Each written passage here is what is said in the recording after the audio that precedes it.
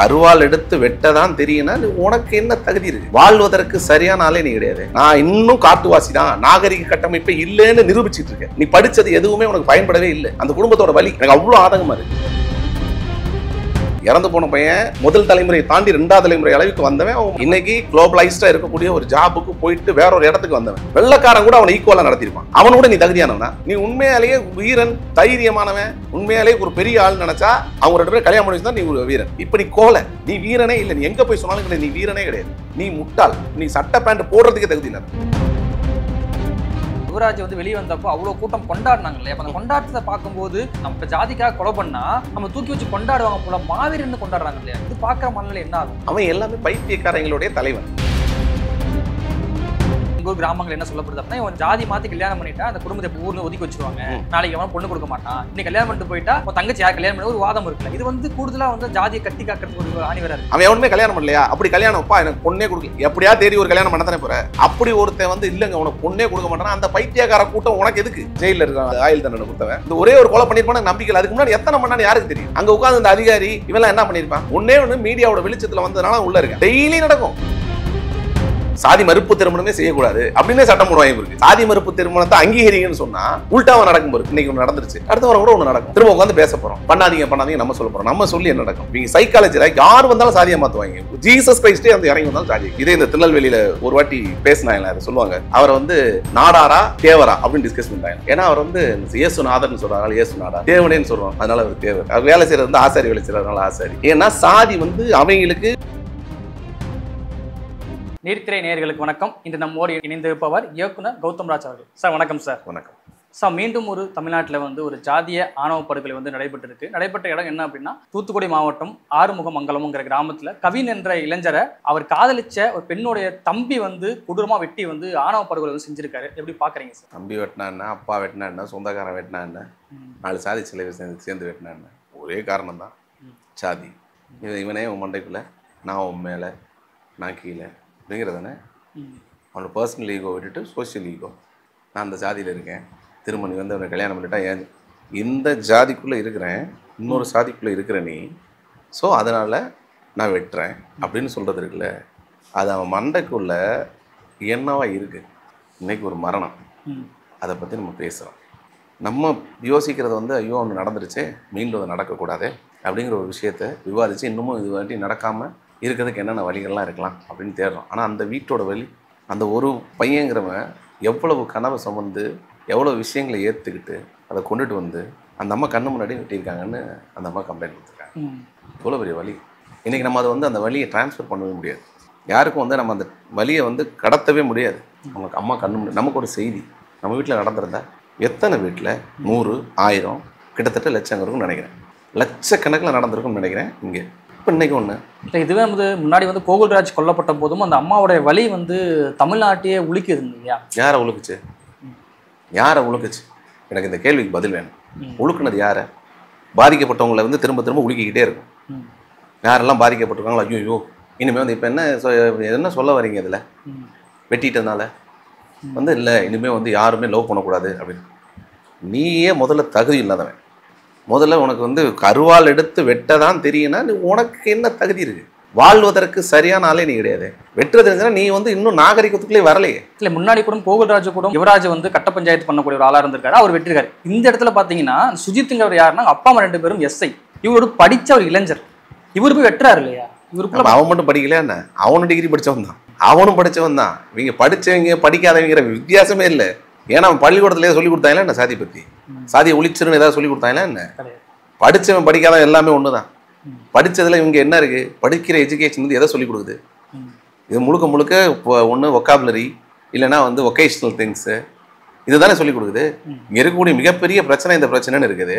இதை முதல்ல தமிழ்நாடு கொஞ்சம் இந்த சாதியை சார்ந்த சாதி ஒழிப்பு சார்ந்த முன்னெடுப்புகளுக்கு கொஞ்சம் வேலை செய்யுது.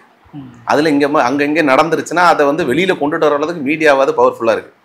ஐயோ இப்படி நடந்துருச்சு, இன்னொன்று நடந்துடக்கூடாதுன்னு அன்னைக்கு பேசி அதை வந்து ஒரு டாப்பிக்காக மாற்றி பேசி இன்னொன்று நடக்காமல் இருக்கிறது குறைஞ்சபட்சம் எவனாவது ஒருத்தனாவது மாற மாட்டாமான்னு நீங்களும் நானும் இன்னும் எத்தனையோ பேர் கத்திக்கிட்டு இருக்கோம் இல்லையா? இங்கே இந்தியாவில் உள்ள பல ஸ்டேட்டில் அப்படி ஒரு செய்தியே வராது. பல செய்தி இங்கேயே நான் கேட்குறேன். இந்த பர்டிகுலர் விஷயத்திலேயே இந்த வெட்டின பையனுடைய அம்மாவும் அப்பாவும் போலீஸ்காரங்க. இப்போது இங்கே இருக்கிறதுக்கு குறைஞ்சபட்சம் சாதி மறுப்பு திருமணங்கள் செய்கிறவங்க வந்து போய் நிற்கிற இடமே இது காவல் நிலையம். இப்போ இவங்க என்னவா இருந்திருப்பாங்க? இவங்க 2 பேருமே தனித்தனியாக இடத்துல தான் சப் இன்ஸ்பெக்டரே இல்லை இருக்காங்க. இவங்க கிட்ட போய் நின்றுருந்தா இவங்க இது வரைக்கும் எத்தனை பேரை என்ன பண்ணியிருப்பாங்க, இனி என்ன பண்ணுவாங்க? இவங்க 2 பேரும் இவங்கள மட்டும் இல்லை, இவங்கள மாதிரி எத்தனை பேர் இருக்காங்க? அதெல்லாம் வந்து முதல்ல நியூஸ் ஆகிருக்குமா? இல்லை இப்படிப்பட்ட ஒரு கேஸ் இன்னைக்கு வெளியில் வந்துருச்சு, அப்படிப்பட்ட கேஸ் அவங்க கிட்ட போயிருந்தா அவங்க என்ன அதை பண்ணியிருப்பாங்க, அதை என்னவா ட்ரீட் பண்ணியிருப்பாங்க? இல்லை உங்கள் முழுக்க அந்த மனநிலைமையிலேயே இவங்க இருக்கிற ஒருத்தவங்கள இங்கே பிரச்சனை சாதியம் வந்து எல்லாரும் மண்டைக்குள்ளேயும் ஃபுல்லாக ஏறி போய் தான் இருக்குது. இது வந்து அடிப்படை வந்து இங்கே வந்து பயங்கர மோசமானது. குறைஞ்சபட்சமாக சொன்னேன் நான், தமிழ்நாடு மாதிரியான சாதி ஒழிப்பு பேசக்கூடிய ஒரு மாநிலத்துக்குள்ளே வெளியில் தெரியுது, பல மாநிலங்களில் தெரியவே தெரியாது. ஏன்னா அது அங்கேயே அந்த கிராமத்திலே முடிக்கப்படும். அது வந்து ஒரு லிஸ்ட்டில் கூட வராது, அரசாங்க லிஸ்ட்டில் கூட, அது ஒரு எஃப்ஐஆர் கூட போடப்படாது. அங்கேயே பேச இங்கே முடிக்கவே பட்டணும். ஏன்னா ஒரு முதலமைச்சரே சொல்கிறார் அந்த காஸ்ட்டில் உள்ளவன் அப்படி தான் இருப்பான்னு சொல்கிற அளவுக்கு வட மாநிலங்களில் வந்து ஆளுங்க இருக்கிறாங்க. இன்னும் இந்த மத்திய அரசாங்கம் ஒன்றிய அரசாங்கத்தில் இருந்து என்ன செயல் திட்டம் இருக்குது வந்து இதை வந்து அம்பேத்கர் எழுதினார். அதில் புத்தகத்தோட முதல் பக்கத்திலே பாடம் போட்டுருங்க, தீண்டாமை ஒரு பெருங்குற்றம், தீண்டாமை ஒரு பாவச்சு, தீண்டாமை ஒரு மனித தன்மையற்ற செயல். இது எப்போ நீங்கள் பாடம் எடுக்கிறீங்க? நான் ராட்சசி படத்திலே கேள்வி கேட்டேன். என்னைக்காவது உட்காந்து அந்த பாடத்தை நடத்திருக்கீங்களா? எந்த ஸ்கூல்லையாவது நடத்திருக்கீங்களா? அதுதானே உங்களுக்கு முதல் பக்கம். அதை என்னைக்காவது அதை திருப்பியாவது பார்த்துருக்கீங்களா? அந்த பசங்க அது ஏதோ டெம்ப்ளேட் நினச்சி திருப்பி போடுற அளவுக்கு தான் இருக்குது.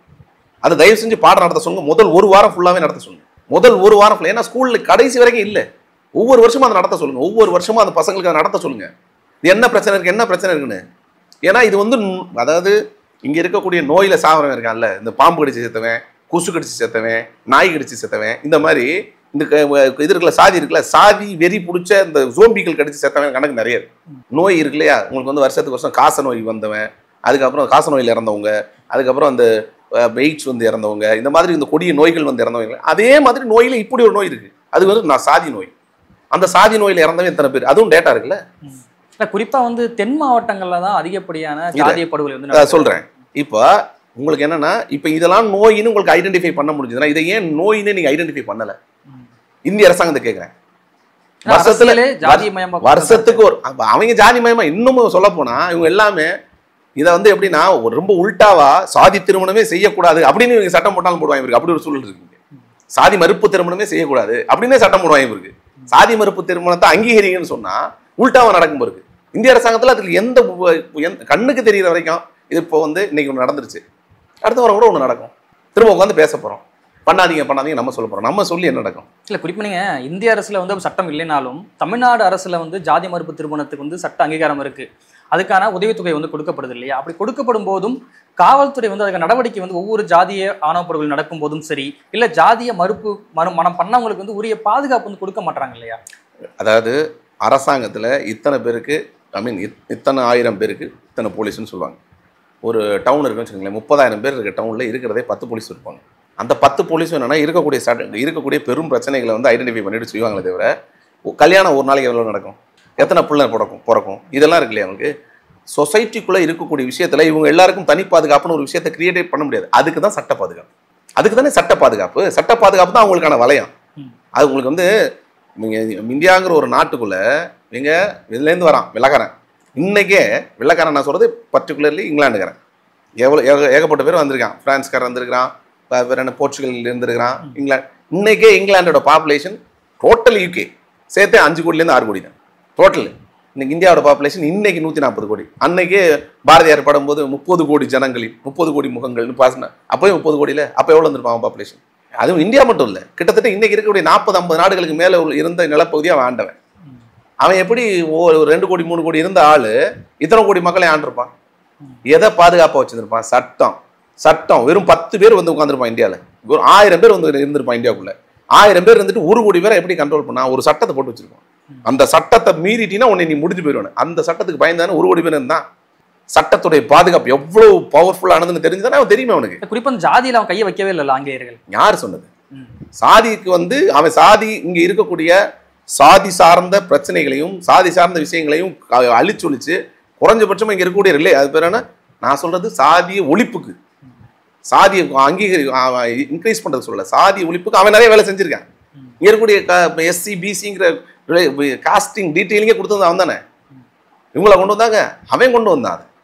ஏன்னா அவன் இங்கே வந்து மூடப்பழக்கம்னு இருந்த எல்லா பிரச்சனையும் சாதி சார்ந்த பல விஷயத்தை உடைச்சான். பெண்களுக்கு கல்வி கொடுத்ததுல ஆரம்பிச்சு இந்த சாதியம் சார்ந்த விஷயங்களை பிரிவினை இருந்தது, அவங்களுக்கு வந்து வேலை வாய்ப்பு கொடுக்கறது இருந்து சாதி ஒழிப்புக்கு அவன் என்னென்ன தேவையோ எல்லாத்தையும் செஞ்சான். அவன் அந்த பாகுபாடெல்லாம் பார்க்கல. அவன் இங்கேயா இருந்தாலும் சரி, ஆப்பிரிக்கால இருந்து எங்கேயா இருந்தாலும் சரி. இன்னொன்று, அவன் வந்து ஒன்று இங்கே சாதியை வந்து யூஸ் பண்ணிக்கலாம் இல்லை அப்படின்னா ஆப்பிரிக்காலேயே ஜாதி இல்லை. ஆப்பிரிக்கா ஃபுல்லாக இருந்தாலும் அவன் சவுத் அமெரிக்காவில் ஃபுல்லாக தேர்ட் வேர்ல்டு கண்ட்ரிஸ் எல்லாத்துலேயுமே அவன் இருந்தானே. அங்கெல்லாம் ஏன் கொண்டு வராமல் அவன் இந்தியாவில் மட்டும் வச்சிருக்கான்? இந்தியாவில் வச்சு தான் அவன் இல்லை, அவனுக்கு கீழே இருந்த ஒரு குரூப்பை அவன் இவங்களை வச்சுக்கிட்டு அவங்க தயாராக இருக்கணுங்கிறக்கா உருவாக்குன ஒரு சைக்காலஜி தான் அது. இன்னமும் நம்ம ஒரு 500 வருஷத்துக்கு முன்னாடி எத்தனை மதங்களை பற்றி பேசுகிறோம், எத்தனை மதங்கள் இருக்கு. அந்த மதங்கள் எல்லாமே யாரு காண அடிச்சது? இப்படி சாதிங்கிற ஒரு மனநிலைமை உருவாக்குனது யாரு? ஊட்டுனது யாரு? உள்ள ஏற்றி வச்சது யாரு? என்ன சொல்லுவாங்க, இந்த 50 காப்பியம் கூட 5லையுமே சமண நூலும் பௌத்த நூல் தான் இருக்கு. பௌத்தமும் சமணமும் காணா. பள்ளிக்கூடம்ங்கிற வார்த்தையே என்ன தெரியுமா? சமண வார்த்தை. இப்போ ஏன்னா பாடசாலைன்னு வச்சுக்கலாம், அதை ஏன் பள்ளிக்கூடம்னு வைக்கிறோம்?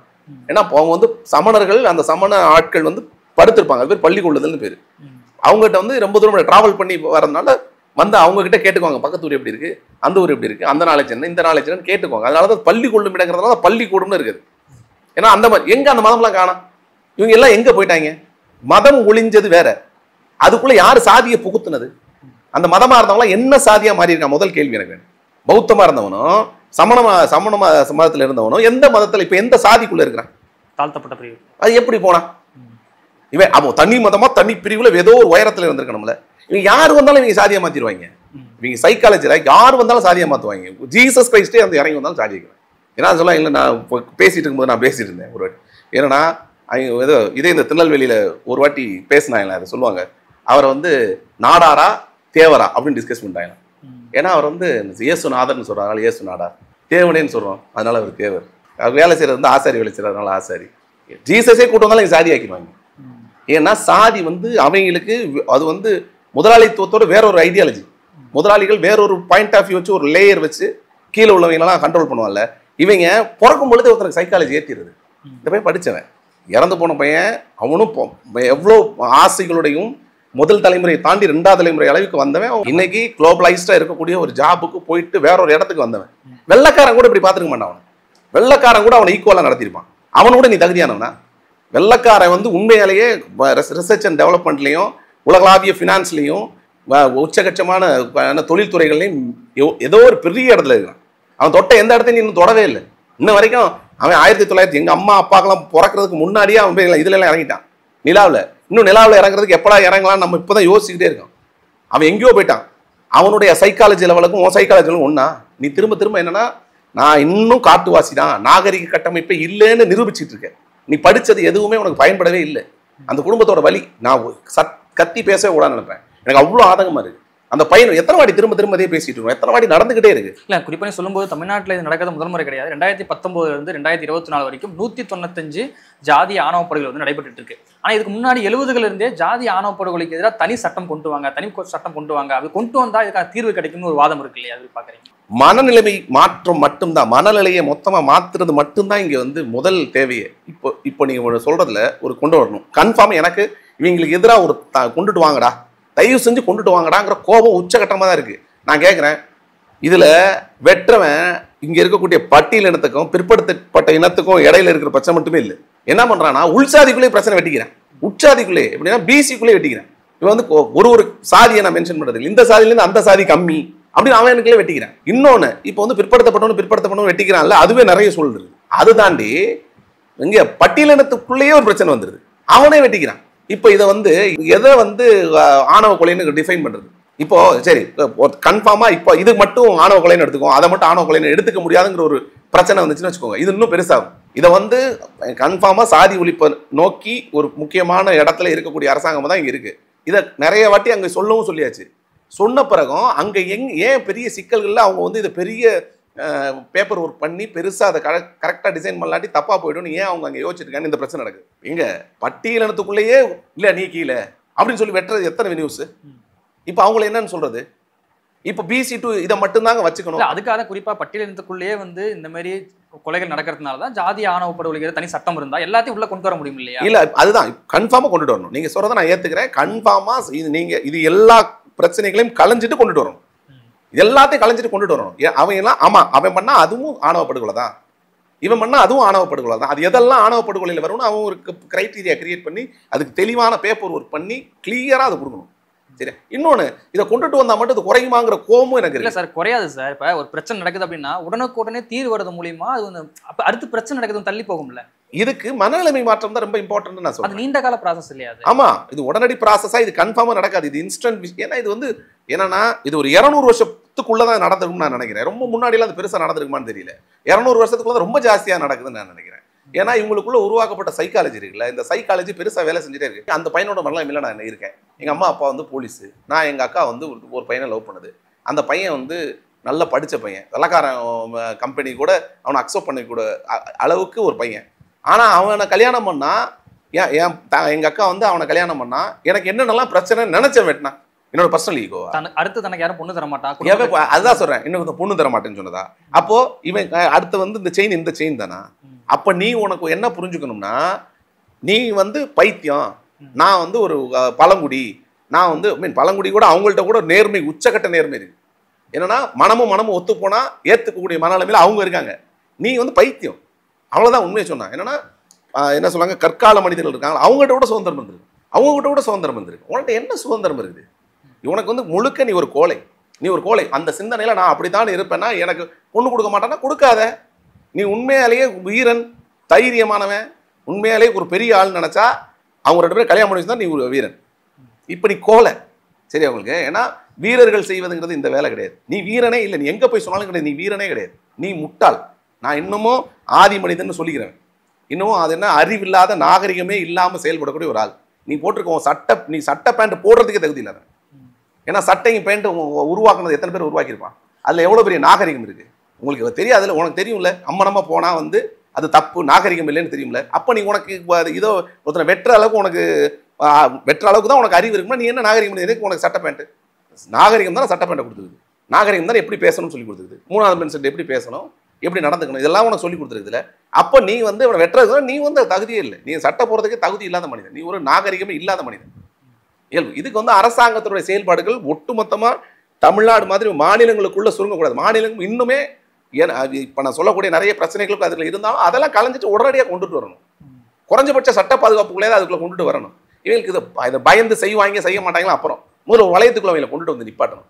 இதுக்கு முக்கியமா மனநிலைமை மாற்றத்தை குழந்தைகள்ட்ட இருந்து உருவாக்கணும். அதுக்கு தான் இவர் நீதிபதி சந்துரு வந்து அறிக்கை கொடுத்தாரு பள்ளிகள்ல. ஆனா அதுவுமே இன்னும் அமல்படுத்தப்படாம இருக்கு. அது ஏன் அமல்படுத்த இருக்காங்கன்னு எனக்கு தெரியல. ஏன் அமல்படுத்தாம இருக்கிறாங்க?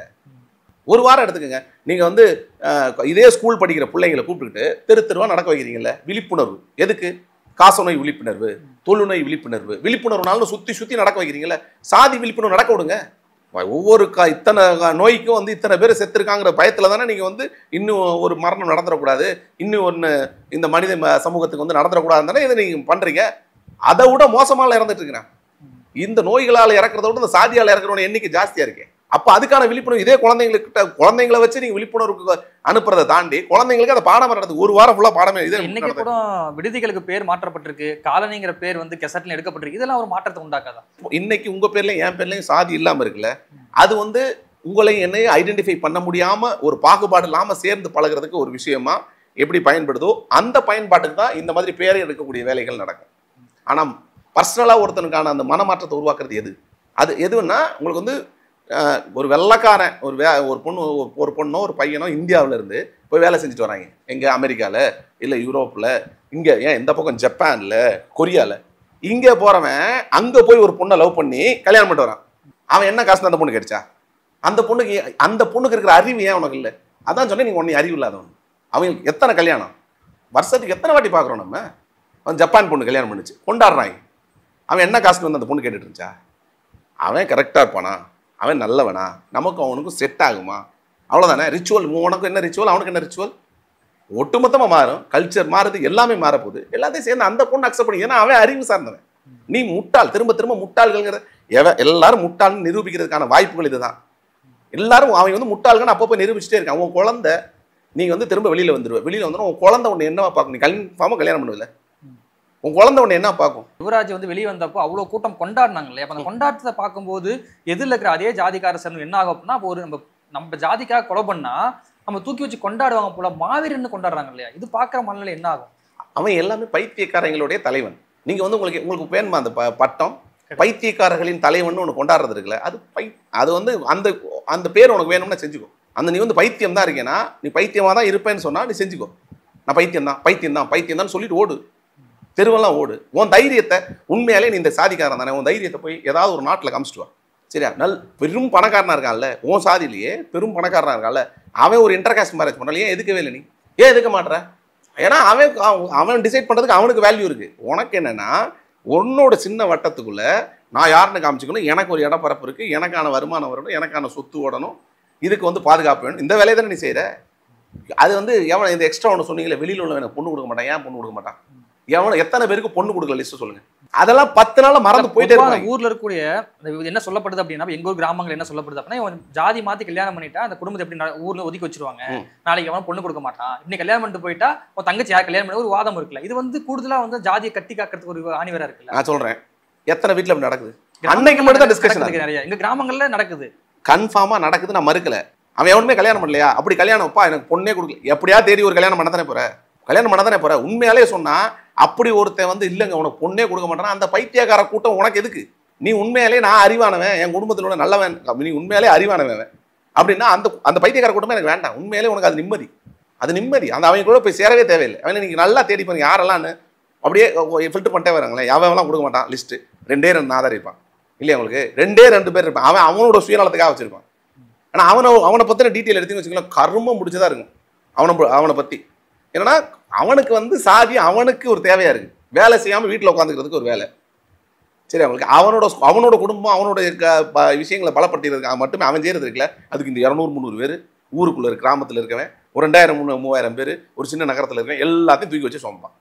நீ வந்து அவனோட சத்தியமாக சொல்கிறேன், அவனோட உரிமைக்காக, அந்த கூட்டத்தின் உரிமைக்காக போராடுறதும் இல்லை, அவனோட சொந்த உரிமைக்காக போராடுறான், மக்களுக்காக போறான். அவனுடைய மக்கள் அந்த 2 பிள்ளை இருக்குல்ல, அவங்களுக்காக போராடிட்டு போனது, இவனுக்காக போராடுறதே இல்லை. ரொம்ப லெஸ் நம்பர்ஸ். அதெல்லாம் அவங்க ஐடென்டிஃபை பண்ணவே முடியாத அளவுக்கு தான் இருக்காங்க. திடீர்னு நல்லா பேசுவாங்க, நாளைக்கு பார்த்தா மாறிடுவாங்க. இப்போ இவங்க எல்லாம் இப்போ சமீபத்தில் இதே திருநெல்வேலி வட்டத்துக்குள்ள இப்போ ஒரு சின்ன பையனை வெட்டினது வரைக்கும் முன்னாடி தேடுறோம் முன்னாடி வரைக்கும். இந்த பள்ளி படிச்சதை வெட்டினாங்க, புல்லட் ஓட்டினது வெட்டினாங்க, கபடியில ஜெயிச்சதுக்காக கையை வெட்டினாங்க. ஆமா, இவங்க எல்லாருக்குமே சின்ன குழந்தைங்க இருக்குல்ல, அந்த குழந்தைங்களே ஆரம்பிச்சிருவாங்க. அவன் சாப்பாடு ஊட்டுற மாதிரி சாதி இந்த பக்கம் ஊட்டிகிட்டே இருப்பான். சாப்பாடு ஊட்டும் போது அவன் சொல்லும் பொழுதே அவனுக்கு என்னென்னலாம் சொல்லுவான் தெரியுமா? சொன்னா நமக்கு நான் கூசுற அளவுக்கு தான் அவனுக்கு பேசுவாங்க. அப்படி ஊட்டக்கூடிய ஜாதி சங்கங்கள் வந்து இன்னும் சுதந்திரமா இயங்கிட்டு இருக்கு. அதுக்குமே இங்க முறைப்படுத்தணும்.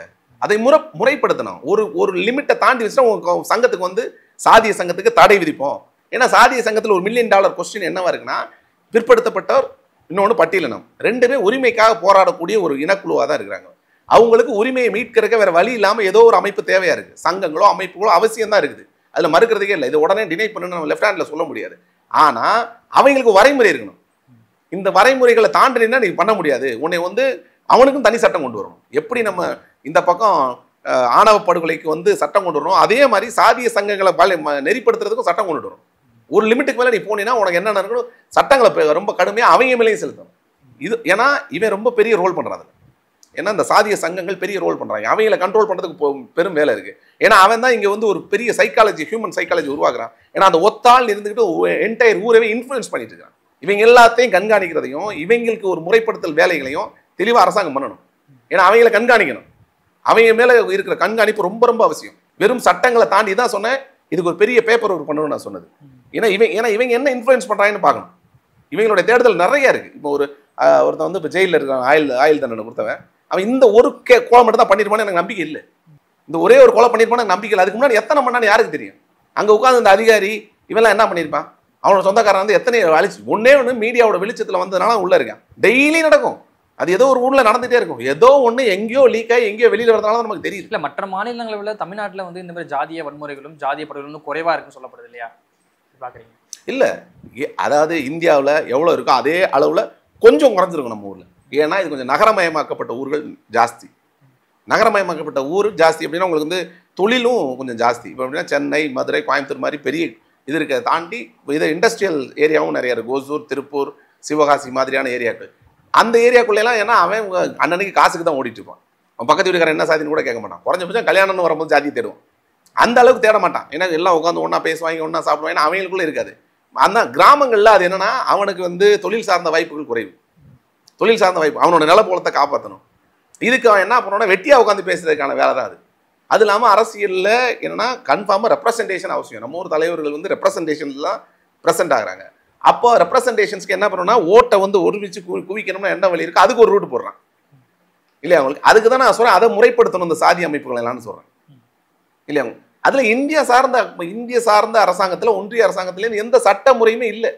கண்ணு கெட்டின முறை வரைக்கும், கண்ணு கெட்டின தூரத்து வரைக்குமே இந்த மாதிரியான ஆணவ படுகொலைகளுக்கு நிறுத்துறதுக்கு இந்திய அரசாங்கத்தில் எந்த சட்டம் இருக்கு? இருக்கிற சட்டமே போதுன்னு முதலமைச்சர் இவர் சொல்றதுக்கான சிக்கல் இந்த சிக்கல் என்னன்னா, இருக்கிற சட்டங்கள் எதுலன்னா கொலை நடந்தா கொலைக்கு தீர்ப்பு. அது எந்த கொலையா இருந்தா என்ன, கோபத்தில் கொலை பண்ணா என்ன, திட்டமிட்டு கொலை பண்ணா என்ன, சாதிய படுகொலையா இருந்தா என்ன, இந்த மாதிரி பல கேட்டகரி ஆஃப் கொலைகள் இருக்கு. கொலை நடக்குது பல காரணங்கள் இருக்குல்ல, அந்த காரணங்கள்ல இது ஒரு காரணம். இதுவும் அதே சட்டத்துக்கு கீழே வந்து தீர்ப்பு கொடுத்தா போதும், அதுக்கான இன்வெஸ்டிகேஷன் பண்ணணும்னு இவர் சொல்றாரு. ஆனா இதுல ஸ்பெஷலா இவ்வளவு பெரிய பிரச்சனை இருக்குல்ல, அப்ப அது கட்டாயமா கொண்டுட்டு வந்தே ஆகணும். ஏன்னா இந்த கொலைக்குன்னு தனியான வேற எந்த பிரச்சனையும் இவ்வளவு ஆணித்தனமா இல்லையில.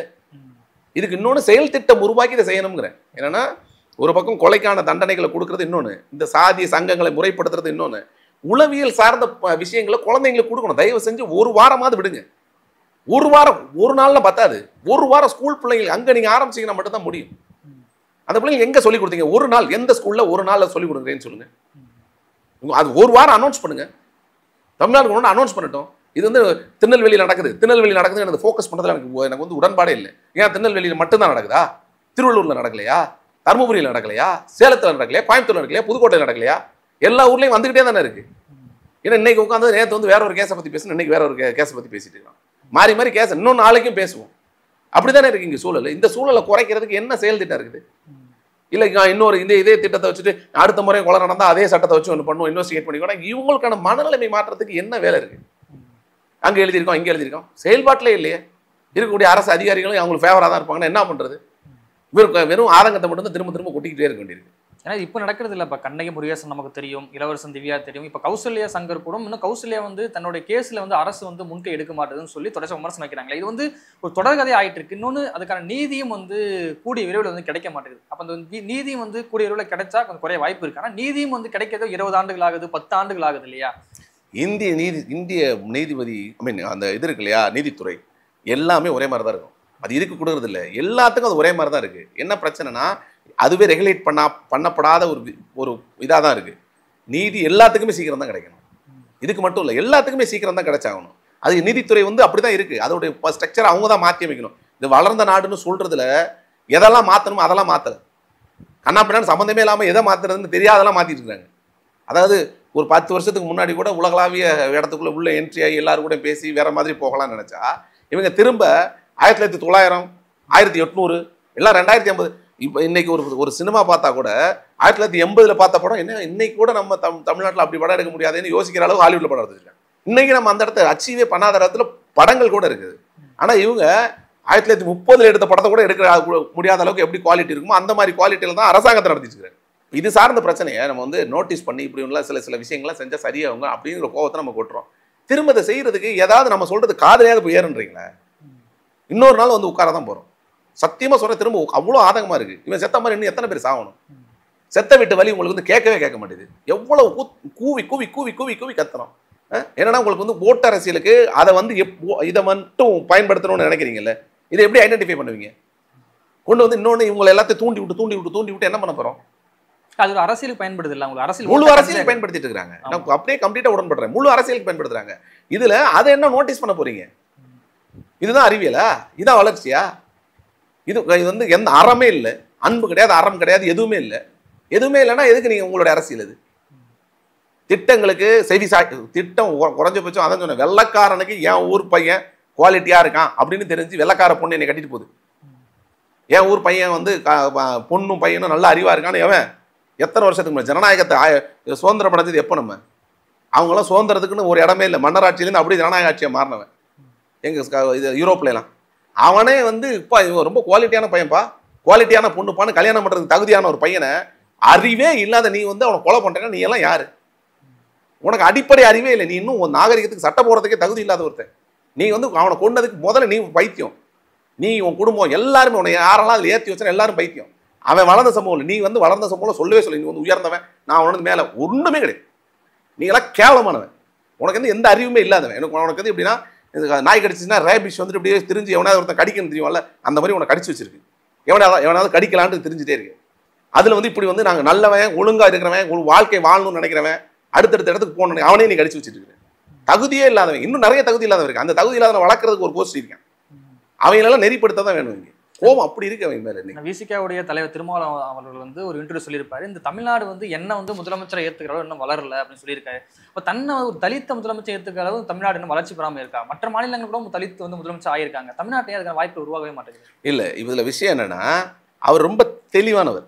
ஒரு இங்கே வந்து இந்தியாவில் இருக்கக்கூடிய பட்டியலின தலைவர்கள்லேயே அவர் பட்டியலின தலைவர்னு சுருக்கல எனக்கு என்றைக்குமே உடன்பாடு கிடையாது. நீங்களும் சொன்னதுலேயே சொல்கிறேன். ஏன்னா அவர் ஒரு பொது தலைவராக தான் நான் என்றைக்குமே பார்க்குறேன். நான் என்னென்னா, இங்கே இருக்கக்கூடிய மனநிலைமை என்னவா இருக்குது, மனநிலைமை என்னவா இருக்குது என்னென்னா, ரெப்ரசன்டேஷன் தான். இங்கே வந்து இருக்கக்கூடிய அரசாங்கங்கிறது வந்து அறிவான ஒருத்தன் இல்லை எக்ஸாம் எழுதி வந்தவன்லாம் கிடையாது.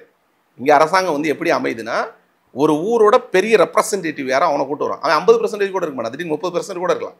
மேக்ஸிமம் 30%. எவன் அதிகமான நம்பரில் இருக்கானோ அவனை கொண்டாந்து ரெப்ரசன்டேட்டிவாக மாற்றுறோம். அவன் தான் எம்எல்ஏ எம்பி யாராக இருந்தாலும் சரி, அவங்கள சொல்கிறேன், அவங்க தான் எம்எல்ஏ எம்பியாக வந்து நிற்கிறாங்க. இப்போ அவங்கள்லேருந்து யாரோ ஒருத்தரை ஸ்பெசிஃபை பண்ணி ப்ரைம்டு நம்பர்ஸில் கொண்டு வர போகிறாங்க. அவங்க சிஎம்மாக இருக்கட்டும், பிஎம்மாக இருக்கட்டும்.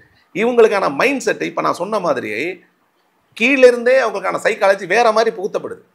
இவங்களை அக்செப்ட் பண்ணிக்கலாமா கூடாதாங்கிற மனநிலைமைக்கே போகுது. இதனால தான் இந்த ரெப்ரசன்டேட்டிவ் ஸ்பேஸ்லேயே சாதி ஒழிப்பு பேசக்கூடிய தமிழ்நாடு மாதிரியான மாநிலங்கள்லேயே ஒரு ஊருக்கும் சாதியின் பெரிய சாதி யார் இருக்காங்களோ அவங்களுடைய ஆளை தான் வந்து இதே நிப்பாட்ட வேண்டிய சூழலில் இருக்காங்க. சாதி ஒழிப்பு பேசக்கூடிய அமைப்புலேயே சொல்கிறேன், டிஎம்கேயாக இருக்கட்டும், ஏடிஎம்கேயாக இருக்கட்டும், வேறு மதிமுக இருக்கட்டும், எந்த கட்சி சாதி பாமகவோ ஏதோ எல்லாருமே யாரை ரெப்ரசன்டேட்டடாக கொண்டுட்டு வராங்க. அந்த ஊரில் யார் வந்து அதிகமான கம்யூனிஸ்ட் மாதிரி ஒரு சில இயக்கங்களை தவிர பாக்கி எல்லாருமே யார் சாதியில் வந்து பெரும் சாதியாக இருக்காங்க அதுலேருந்து ஒரு ஆளை கொண்டுட்டு வர ரீசன் என்னன்னா, ரெப்ரசன்டேஷன் பாலிடிக்ஸ் தான் இந்தியாவில் நடக்குது. தலைவர்கள் சார்ந்த பாலிடிக்ஸ் இல்லை. அந்த ரெப்ரசன்டேஷன் பாலிடிக்ஸில் வர்ற ஆட்கள் எல்லாரும் இந்த மாதிரி அடிமட்டத்திலிருந்தே ஒரு சைக்காலஜியில் உருவாகி வர்றவன் ஏற்றுக்கிற மனமே இல்லை. இதைத்தான் அவர் தெளிவாக புரிஞ்சுக்கிட்டு அதை சொல்கிறாரு. இப்போ இந்தியாவில் வந்து இன்னொரு பக்கம் கொண்டுட்டு வந்துட்டாங்க, எங்கே வேணா உத்தரப்பிரதேசில் கொண்டு வந்துட்டாங்க, இல்லை வந்து வேற ஒரு இடத்துல கொண்டு வந்தாங்க. அது எல்லாமே வெறும் அடையாளம் பண்ணுறது. இப்போ அவங்க வந்துட்டாங்கல்ல, அவங்க வந்தவங்க யாராவது இதே சாதி ஒழிப்புக்கான ஏதாவது ஒரு முன்னெடுப்பை எங்கேயாவது கொண்டு வந்திருக்காங்களா? கிடையாது, கொண்டுட்டு வந்ததே கிடையாது. இங்கே தமிழ்நாட்டில் கொண்டுட்டு வந்த அளவு கூட கிடையாது. தமிழ்நாட்டில் இருக்கக்கூடிய குறைஞ்சபட்சம் ஒரு சாதி மறுப்பு திருமணம் செஞ்சுட்டாங்கன்னா அவங்கள வந்து அங்கீகரிக்கிறது, அந்த திருமணத்தை அங்கீகரிக்கிறது, அவங்களுக்கு ஏதாவது அரசு வேலைகளில் வந்து ஒரு ப்ரிப்பரேஷன்ஸ் கொடுக்குறது, மற்ற சில விஷயங்களை கூட அவங்களுக்கு பாதுகாப்பு கொடுக்குறது, சில விஷயங்களாவது நடக்குது. இந்த மாதிரி ஒரு பகுதி வந்து தப்பாக நடந்தாலும் ஒரு பகுதியிலாவது பாதுகாப்பு இருக்குது. அங்கே எதுவுமே இல்லை. அதை செய்கிறது கூட அவங்க எல்லாமே ஏன் வரல? ஏன்னா அவங்க எல்லாரும் யாரோட ரெப்ரசன்டேட்டிவாக இருப்பாங்கன்னா, இந்த சாதி அமைப்பு அப்படியே இருந்தால் மட்டும்தான் ஒரு பர்டிகுலர் பர்சன்ஸ் மட்டும் வளர முடியும்னு நினச்சாங்கல்ல, அவங்களோட ரெப்ரசன்டேட்டிவ். நீங்கள் என்ன சொன்னாலும் சரிங்க, எனக்கு அந்த பதவி கொடுத்தா போதுங்க, அந்த சுயநலத்தின் வழியில் வந்தவங்க அவங்க எல்லாமே. அதனால தான் அவங்கள வந்து அவங்க வந்து அங்கே வந்துட்டாங்க அப்படிங்கிறதுனால மட்டுமே அவங்க வந்து அரசியலுக்கு வந்துட்டாங்க, பதவிக்கு வந்துட்டாங்க, பெரிய இடத்துக்கு வந்துட்டாங்கன்னு சொல்லவே முடியாது. ஒரு பெரும் கல்ட்டை அவங்க வந்து பெருசாக மாற்றிருந்தாங்கன்னா மட்டும் தான் அது கரெக்ட். இல்லாட்டி அது வந்தது எதுக்கு? நீங்கள் வராமலே இருக்கலாமே. நீங்கள் வந்து இப்போ முர்முன்னு ஒருத்தவங்க இருக்கிறாங்க, அவங்க வந்து பழங்குடியின சமூகத்திலேருந்து வந்தவங்க. அப்போ அவங்க வந்ததுனால என்ன பழங்குடி சமூகத்துக்கு பெரிய மாற்றம் உருவாயிடுச்சு. அதான் அரசியல் ஆதாயத்துக்காக பிஜேபி பயன்படுத்திக்கிறாங்க. அவ்வளோதான். ஒரு பேர் நான் அவங்களேருந்து ஒருத்தரை கொண்டுட்டு வந்துட்டேன். ஒருத்தரை கொண்டுட்டு வந்து என்ன பண்ணலாம்? ஒருத்தரை கொண்டு அதாவது வளர்ந்த சமூகம்ங்கிறது வந்து இப்போ அடிக்கடி நம்ம பேசுறது எல்லா ரோடுகளும் ரோமை நோக்கி போகுங்கிற மாதிரி இது யூரோப் தான் வந்து கிட்டத்தட்ட எல்லா பேஷனில் ஆரம்பித்து எல்லாத்தையுமே ஃபேஷன் ஆகட்டும் பேஷன் ஆகட்டும் எல்லாத்தையுமே டிசைட் பண்ணுறது யூரோப் நோக்கி தான். அவங்க ஒரு ட்ரெஸ் டிசைன் பண்ணுறதுல ஆரம்பித்து சட்டங்கள் உருவாகிறதுலேருந்து எங்கள் கம்யூனிசத்துலேருந்து எல்லாமே அங்கேருந்து இறக்குமதி பண்ணுறோம். கம்யூனிசம் ஆகட்டும் ஜனநாயகமாகட்டும் எல்லாத்தையும் ஒரு ஃப்ரான்ஸ்லேருந்து ஜனநாயகத்தை எடுத்துகிட்டு வரோம். டிசைன் வேணும்ல, ஒரு இப்படி தான் அரசாங்க மக்கள் ஆளணும்னா ஒரு டிசைன் வேணும்ல, அதை ரூசோலேருந்து ஃப்ரான்ஸ்லேருந்து எடுத்துகிட்டு வரோம். அதுக்கப்புறம் இங்கே கம்யூனிசம் வந்து ஜெர்மன் அண்ட் ஆஸ்திரியா ரஷ்யாவுடைய ஐடியாலஜிலேருந்து எடுத்துகிட்டு வரோம். எல்லாமே யூரோப் ஐடியாலஜிலேருந்து தானே எடுத்துகிட்டு வரோம். அப்போ அந்த ஐடியாலஜி ப்ரெசன்ஸ் இங்கே கொண்டுட்டு வரும்போது அங்கே என்ன நடக்குதோ அது எல்லாத்தையும் ஏற்றுக்கிற நிலைமையில இருக்க வேண்டிய எல்லாமே இவன் உன்னை கொண்டுட்டு வரான் தெரியுமா, அது எல்லாம் தப்பாக இருக்குன்னு டிசைன் பண்ணுறான்ல. அங்கே இருக்கிறது எது சரியோ அதை நீ ஐடென்டிஃபை பண்ணிக்கோ. அரசாங்கத்துக்கும் நான் சொல்கிறது, இது தனி மனிதன் அதை கேட்பானான்னு எனக்கு தெரியாது. அரசாங்கம் அதுக்கு நீங்கள் அந்த சட்டத்தையே அம்பேத்கர் தான் எழுதினார் டிசைன், அதில் வந்து மாற்றுக்கிறது இல்லை. அம்பேத்கர் என்ன எழுதினார்? ஒரு 7-8 சட்டத்தோட குறிப்புகளை ஒரு 2 வருஷத்துக்கு பீரியடுக்குள்ளே எழுதணும். 2 வருஷம் பீரியடில் இவ்வளோ மாதிரி டைவர்சிட்டி இருக்கிற நாட்டில் எழுத முடியுமா? எல்லாத்தையும் கடன் வாங்கி எழுதுறான். அங்கங்கே ஒவ்வொரு சட்டத்தை ஒரு எலெக்ஷன் நடத்தினா இப்படி வச்சுக்கலாம், இது வந்து அடிப்படை உரிமைகளும் இப்படி வச்சுக்கலாம், அப்படி இப்படின்னு அதில் பல சட்டம் வெள்ளக்காரன் கொடுத்து அதே சட்டத்தை வச்சு கண்டினியூ பண்ணிட்டு தான் இருக்கான். லேபர் சட்டத்துலேருந்து எல்லா சட்டத்தையும் ஃபாலோ பண்ணிட்டு தான் இருக்கான். ஒரு செக்ஷன்ஸ் இருந்துகிட்டே தான் இருக்குது. எல்லாத்தையும் ஒரு நல்லது எதுன்னு கொண்டாந்து வச்சுல இப்போ இது எல்லாமே ஏன் இதுக்கு மட்டும் நல்லது மட்டும் ஏன் எடுத்துகிட்டு வர மாட்டேன்? ஆனால் எடுத்து வந்து இங்கே இருக்கவங்களுக்கு பாதிப்பு அரசு செய்யும். ஏன்னா அரசாங்கத்தில் ரெப்ரசன்டேட்டடாக போகிறாங்கல்ல, அந்த ரெப்ரசன்டேட்டடாக போகிறவங்க இவன்ட்டேருந்து இப்படி ஒருத்தனை கிரியேட் பண்ணி ரெப்ரசன்டேட்டிவ் பிரிங் பண்ணலான்னு நினைக்கிறான். இப்படி ஒருத்தனை நீ வந்து உண்மையிலேயே ஒரு மேல் இடத்துல போய் உட்கார்ந்து எல்லாருக்குமான ஒரு அரசாங்கமா எல்லாருக்குமான ஒரு இடமா நீ பெரும்பான்மைவாதம் பேசுறல, பெரும்பான்மைவாதம் பேசுகிற அரசாங்கம் உங்களுக்குள்ள இருக்குல்ல, இந்தியாவில் மட்டும் தான் இருக்கா, வேற எந்த நாட்டிலும் இல்லையா? ஆனால் அந்த நாட்டில் என்ன பண்ணியிருக்கான், மற்ற சிறுபான்மைகள் ஆட்கள் கூட என்ன மாதிரி கொடுத்து அவனுடைய நாட்டை வளர்த்துருக்கான்னு நீ பார்க்கணும்ல. உன் நாடு வளர்றதுக்கு அங்கே தானே வீழ்ச்சியாக ஆரம்பிக்குது. இது வந்து சாதாரணமாக பெரும் அரசியல் பேசுகிறத தாண்டி உள்ளூருக்குள்ளே இருக்கக்கூடிய எல்லாத்தையும் உடைக்கிறதுக்கு அவங்க பயன்படுத்தக்கூடிய அதுன்னு அந்த ஐஸ் ஏஜ்னு ஒரு படத்தில் வந்து ஒரு குட்டி எலி ஒன்று இருக்கும், பெரிய ஐஸ் பாறையாக இருக்கும். அந்த ஐஸ் பாறையில் வந்து நடுவில் வந்து ஒரு நட்ஸ் ஒன்று மாட்டிக்கும். அந்த நட்ஸ் அந்த எலி அப்படி நோண்டி நோண்டி நோண்டி நோண்டி அதை எடுக்கும். அதை எடுக்கும் பொழுது என்ன ஆகும்னா அதுலேருந்து ஒரு சொட்டு தண்ணி விடும். அந்த ஒரு சொட்டு தண்ணியிலேருந்து என்டையர் பாறை அவ்வளோ பெரிய மலை மாதிரி இருக்கும், இமயமலை மாதிரி என்டையராக கிராக் ஆகி டம்முன்னு உடஞ்சிடும். இதுக்கு தான் அவங்க வேலை செஞ்சுருக்காங்க. அதுக்கு பாதுகாப்புங்கிறது அந்த சின்னோண்டு தொலை எவ்வளோ பெருசு நட்ஸு, எவ்வளோ பெரிய மலைக்கு அது அப்படியே கிராக் பண்ணி அதை எடுத்துகிட்டு வந்துருச்சு. அதில் வர்ற தண்ணிக்கு எவ்வளோ பெரிய கிராக். இதுதான் இன்னைக்கு இவங்க கொண்டுட்டு போயிருக்க பிற்போக்குவாதத்துடைய ரிசல்ட்டாக இருக்கும். இதை பாறை இன்னும் பலப்படுத்தணுமா இல்லை இப்படி தான் உடைக்கணுமா? நான் சமீபத்தில் பார்த்தேன், கரெக்டாக அந்த சைனாவோட ஒரு பெரிய வால் தண்ணி வந்து கிட்டத்தட்ட 2000 கிலோமீட்டர் கொண்டு போயிருப்பான். 2000 கிலோமீட்டர் தெற்க இங்கேருந்து அதாவது மீன் வடக்க கொண்டு போயிருப்பான். ஏன்னா அது ஒரு பயங்கர இதாக இருக்கும். அது எடுத்துகிட்டு போகும்போது ஒரு பெரிய அணையில் 140 அடியிலேருந்து 170 அடி கண்டினியூ பண்ணணும், எக்ஸ்டெண்ட் பண்ணணும். அது மேலேயே கட்டினா உடஞ்சிடும். அதுக்காக அழகாக ஒரு டெக்னிக்கல் கொண்டு வந்துருப்பான். இங்கேருந்து இன்னொன்று கட்டிட்டு வந்துருப்பான், ஸ்டெப் பை ஸ்டெப்பாக ஒரு புது டெக்னிக்காக இங்கேருந்து கொண்டு போய் அது ஏற்றிருப்பான். அதாவது இருக்கிறதா வச்சு இங்கே ஏற்றிருப்பான். இப்போ பலம் வந்து கீழே பெருசாகுது, கீழே பெருசாகி மேலே அப்படியே கொண்டு கட்டிட்டு வருவான். இப்படி தான் நீ கட்டணும். நீ இருக்கிறது மேலே ஏற்றி உடைக்கிறதுக்கான வழியை தான் நீ பார்த்துட்டு இருக்கிற. இந்த சாதிய விஷயம்ங்கிறது மிகப்பெரிய, அதாவது ஒவ்வொரு ஊருக்கும் திரும்ப யோசிச்சிங்கன்னா வளர்ச்சிக்கு பெரும் மோசமான ஒரு விஷயம். காமன் மேன் வரைக்கும் வளரணும்னா இங்கே வந்து எல்லாரும் நீ வல்லரசுன்னு நீங்கள் பெருமை பேசிக்கணும்னா காமன் மேன் வந்து அறிவாளியாக இருக்கணும், அவன் நாகரிகத்தை அட்டன் பண்ணவனாக இருக்கணும், அதை ஒத்துக்கிட்டவனாக இருக்கணும். அப்படி மாற்றாமல் உலகத்துக்கு முன்னாடி சொல்லவே முடியாது. இன்ன வரைக்கும் யூரோப்லாம் நம்மளை பற்றி பேசுகிறதே அசிங்கமாக தான் பேசிட்டு, யூரோப்லேயும் அமெரிக்காலையும் பேசிக்கிறது என்னோட சாதியை கட்ட மாதிரி ஒரு கேவலமாக, அவனுக்கு அவனே அசிங்கமாக வெட்டிக்குவான். இதுக்கு மேலே என்ன கேவலம்? இதுக்கு வந்து என்ன திரும்ப திரும்ப அந்த கேள்வி என்ன இருக்குன்னா, இந்திய அரசாங்கத்துக்கு எந்த சட்டமே இல்லை. இந்திய அரசாங்கம் இதுக்கான எந்த வேலை திட்டத்தையும் கொண்டுட்டு வரதே இல்லை. அதுக்கான மனநிலைமை மாற்றத்தை உருவாக்கவே இல்லை. இதை செய்யணும், இதை வந்து நம்ம திரும்ப தமிழ்நாடு அரசாங்கம் ஒரு இடத்துல கொண்டு போகிறோம். அவங்க செய்யணுங்கிறதுல ஆணித்தரமாக சொல்கிறேன். அவங்க இவங்களை ரெகுலேட் பண்ணணும். அதுக்கு இந்திய அரசாங்கத்தை நோக்கி நம்ம திரும்ப கேள்விக்கிட்டே இருக்கணும், அவங்க அதை செஞ்சுக்கிட்டே இருக்கணும். இல்லைன்னா நம்ம எப்போ வேணால் இன்னொரு 400 வருஷம் கழிச்சு தான் இங்கே வந்து இந்த வல்லரசுங்கிற வார்த்தையெல்லாம் வரும். அது 400 வருஷம் கழிச்சு வருமானு எனக்கு தெரியாது. இவங்க வந்து அது என்ன சொல்லுவாங்க, யூரோப் மாதிரி அமெரிக்கா மாதிரி வளர்ந்த சமூகமாக மாற்ற போகிறோம். ஆப்பிரிக்கா மாதிரி ஒரு சமூகமாக தான் வளர்த்துட்டு இருக்கோம். ஒவ்வொரு ஊர்லேயுமே ஒரு இனக்குழுவோட தலைவனாக வந்து அந்த ஊரே டெமாலிஷ் பண்ணுவான். உலகத்தில் உள்ள வளத்திலே அதிகமான வளம் ஆப்பிரிக்காவில் இருக்குது. ஆனால் இன்றைக்கி ஆப்பிரிக்கா தான் உலகத்துலேயும் ரொம்ப மோசமான பஞ்சத்துலேயும் மோசமான பொருளாதார வீழ்ச்சிகள் இருக்குது. ரீசன் என்ன? இதுதான். ஏன்னா அவன் இனக்குழு சண்டை போட்டுட்டு பொருளாதாரம் போயிடும், இருக்கிறது எவனோ ஒருத்தர் சுரண்டிட்டு போயிடுவான். எல்லாத்தையும் நீங்கள் சண்டை போட்டேங்க, எவனோ ஒருத்தவங்க வீட்டிலேருந்து எடுத்துக்கணும். ஓகே சார், இவ்வளோ நேரம் எங்கள் நிகழ்வில் கலந்து கொண்டு பல்வேறு கருத்துக்களை பயந்த நமக்கு நன்றி சார். தேங்க்யூ.